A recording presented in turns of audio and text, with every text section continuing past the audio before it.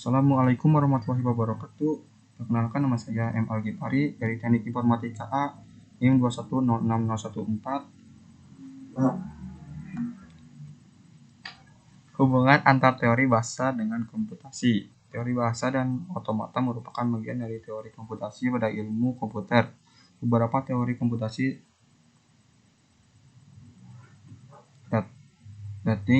datang dari bahasa dan rekayasa sistem, tapi kebanyakan dari matematika. Di sini penekanannya lebih pada pemecahan masalah.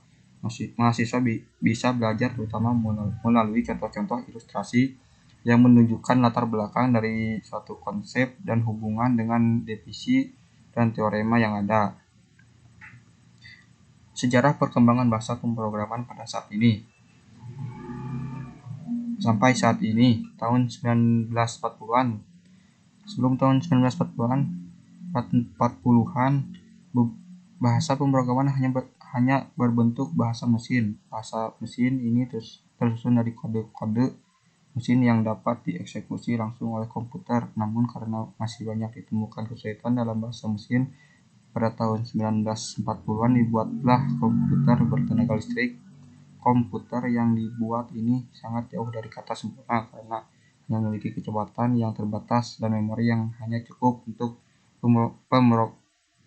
programmer mengembangkan program pada saat itu. Tahun 1950-an sampai tahun 1960-an, pada rentang tahun ini dibuatlah bahasa pemrograman modern yang dikembangkan turun-menurun dan telah tersebar luas sampai saat ini. Bahasa pemrograman pada masa ini telah menggunakan istilah yang dekat dengan bahasa manusia, semisal write untuk menulis dan read untuk membaca.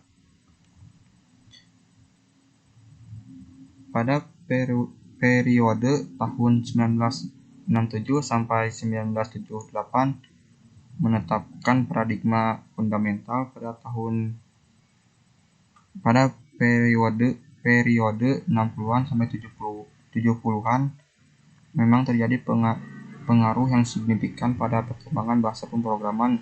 Kebanyakan bahasa pemrograman yang digunakan pada saat ini berasal dari tahun 60-an sampai 70-an.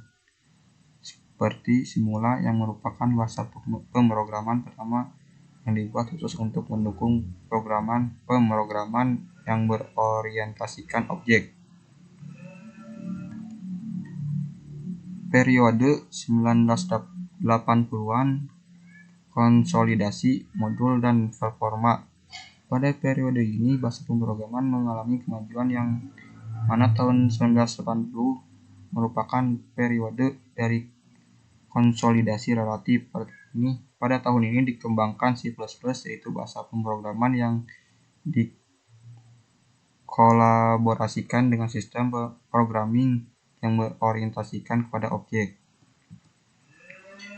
Periode 90-an, visual. Untuk memudahkan programmer membuat aplikasi pada tahun ini, selain dikembangkan untuk berorientasi pada objek, juga ditingkatkan agar bahasa pemrograman berbasis visual. Gerakan ini diawali oleh Python dan Microsoft Visual Basic.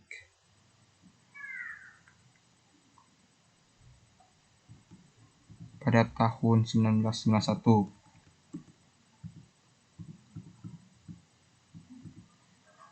Periode tahun 2000-an hingga sekarang. Pada periode ini, vendor bahasa pemrograman lebih cenderung mengarahkan programmer mereka untuk menggunakan produk mereka untuk membuat program. Terdapat dua konsepsi besar yang terjadi pada periode ini, yang mana kemudahan basis visual telah diarahkan menjadi basis internet dan mobile.